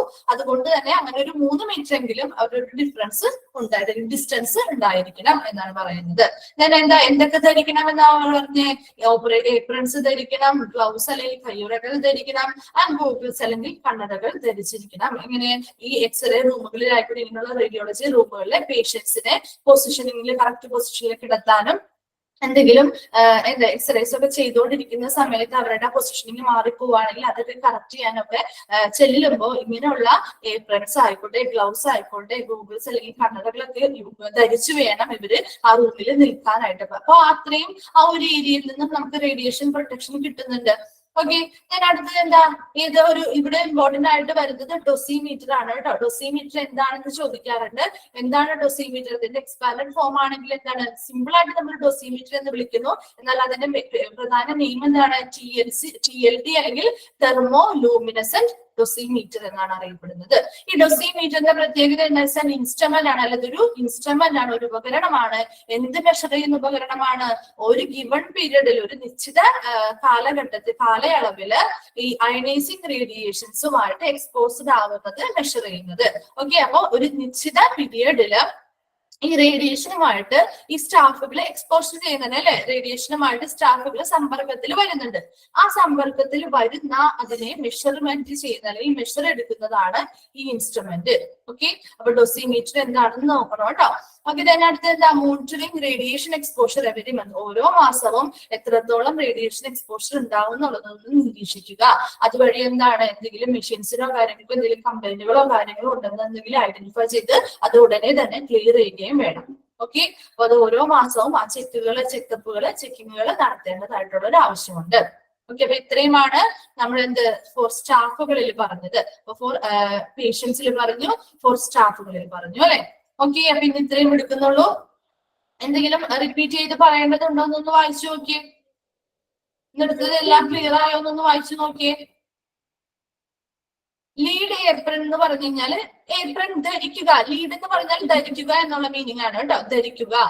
ഓക്കെ, ലീഡ് എന്ന് പറഞ്ഞാൽ ധരിക്കുക. അപ്പൊ ഏപ്രൺസ് ധരിക്കുക, ഗ്ലൗസ് ധരിക്കുക, ആൻഡ് ഗൂഗിൾസ് ധരിക്കുക. ഓക്കെ,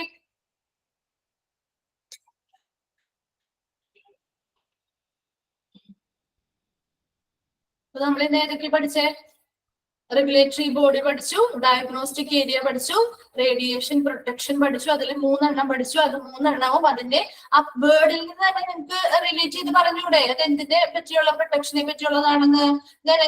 ഫോർ പേഷ്യൻസിന് വേണ്ടിയിട്ടുള്ളത് എപ്പോഴും മാറ്റണം, അതൊന്ന് തിരുത്തി വെക്കണം കേട്ടോ. ഫോർ പേഷ്യൻസ് ആണ് കേട്ടോ ആദ്യം. ഫോർ സ്റ്റാഫുകളെ പറ്റിയുള്ള അവർക്ക് വേണ്ടിയിട്ടുള്ള പ്രൊട്ടക്ഷൻ ആവശ്യമായിട്ടുള്ള കാര്യങ്ങൾ നമ്മൾ പറഞ്ഞു അല്ലെ. അപ്പൊ ഇതിൽ എന്തെങ്കിലും ഡൗട്ട്സ് ഉണ്ടോ ആർക്കെങ്കിലും? ഡൗട്ട്സ് ഉണ്ടോ? ക്ലിയർ ആയിരുന്നോ? ക്ലിയർ ആണ്. അപ്പൊ നിങ്ങൾക്ക് ക്ലാസ് എടുക്കുമ്പോൾ നമുക്ക് എന്തെങ്കിലും റിപ്പീറ്റ് ചെയ്ത്, നമ്മൾ ഓൾറെഡി 1, 2, 3 പ്രാവശ്യം നമ്മൾ അത് റിപ്പീറ്റ് ചെയ്ത് പറയുന്നുണ്ട്. നിങ്ങൾക്ക് കുറച്ചും കൂടി ക്ലിയർ ആയിട്ട്, കാരണം ഈ ടേംസ് ഒന്നും നിങ്ങൾക്ക് ഫെമിലിയർ ആയിട്ടുള്ള ടേംസ് അല്ല. അതുകൊണ്ട് നിങ്ങൾക്ക് ഒന്നും കൂടി കിട്ടാൻ വേണ്ടിയിട്ടാണ് നമ്മൾ റിപ്പീറ്റ് ചെയ്ത് പറയുന്നത്. അതിനിടയിൽ സ്പീഡ് കൂടുന്നുണ്ടെങ്കിലോ അല്ലെങ്കിൽ കൂടുതലായിട്ട് നിങ്ങൾക്ക് ഒന്നും മനസ്സിലാവുന്നില്ല, അല്ലെങ്കിൽ ഒന്നും കൂടി റിപ്പീറ്റ് ചെയ്ത് പറയേണ്ടതായിട്ടുണ്ടെങ്കിൽ ഒക്കെ ഒന്ന് മെസ്സേജ് ചെയ്തിട്ടാൽ മതി കേട്ടോ. അപ്പൊ നമുക്ക് അതിനനുസരിച്ച് ക്ലാസ്സിന്റെ ആ ഒരു പോർഷൻ എടുത്ത് കഴിഞ്ഞിട്ട് നമുക്ക് ഒന്നും കൂടി അത് പറഞ്ഞിട്ട് നമുക്ക് അടുത്ത പോർഷനിലോട്ട് പോവാം. ഓക്കെ, എന്തെങ്കിലും ഡൗട്ട്സ് എന്തെങ്കിലും ഉണ്ടോ? Shielding of patients of parts. എന്താണ് വിദ്യ? ഷീൽഡിംഗ് ഷീൽഡിംഗ് എന്ന് പറയുന്ന ഒരു സംരക്ഷണം നൽകുക. അതായത് പേഷ്യൻസിന്റെ പാർട്ട്, അല്ലെങ്കിൽ അപ്പൊ നമ്മൾ എക്സ്റേ എടുക്കുകയാണെന്ന് വിചാരിക്കുക. ഇപ്പൊ കൈയുടെ എക്സ്റേ ആണ് എടുക്കുന്നതെങ്കിൽ നമ്മുടെ ആ ഒരു കൈയുടെ ആ ഒരു ഭാഗം മാത്രമായിരിക്കും എക്സ്റേ റൂമിൽ എന്ത് ചെയ്യുന്നത്, ഓപ്പൺ ആയിട്ട് വെക്കുന്നത്, അല്ലെ, തുറന്നു വെക്കുന്ന ആ ഒരു കൈയുടെ ഭാഗം മാത്രമായിരിക്കും. മറ്റുള്ള ബോഡി പാർട്സ് അവരെന്ത് ചെയ്യും, ക്ലോത്ത് വെച്ചിട്ട് നമ്മൾ കവർ ചെയ്ത് വെക്കില്ലേ. അതായത് ആ ഒരു ഏരിയയിൽ മാത്രം റേഡിയേഷൻ ഏൽക്കാൻ പാടുള്ളൂ. മറ്റു ഏരിയകളിലെ സംരക്ഷിക്കാൻ വേണ്ടിയിട്ടാണ് റേഡിയേഷൻ ഏൽക്കാതിരിക്കാൻ വേണ്ടിയിട്ടാണ് അങ്ങനെ കവർ ചെയ്ത് വെക്കുന്നത്. അപ്പൊ അത് തന്നെയാണ് ഇവിടെയും പറയുന്നത്. ഏതൊരു ഭാഗമാണോ നമുക്ക് ആ ഒരു എക്സ്റേസ് എടുക്കേണ്ടത്, ആ ഒരു ഭാഗം മാത്രം തുറന്നു വെച്ചുകൊണ്ട് മറ്റു ബോഡി പാർട്സുകളെ സംരക്ഷിക്കുക അല്ലെങ്കിൽ ഷീൽഡിങ് ചെയ്യുക. ഓക്കെ, ക്ലിയർ ആയോ വിദ്യ? ഓക്കെ, അപ്പോ അടുത്ത ക്ലാസ്സിൽ കാണാം. മൈൻഡപ്പ് ചെയ്തോട്ടെ, ഡൗട്ട്സുകളൊന്നും ഇല്ലല്ലോ? Okay, thank you. Thank you ma'am. Thank you.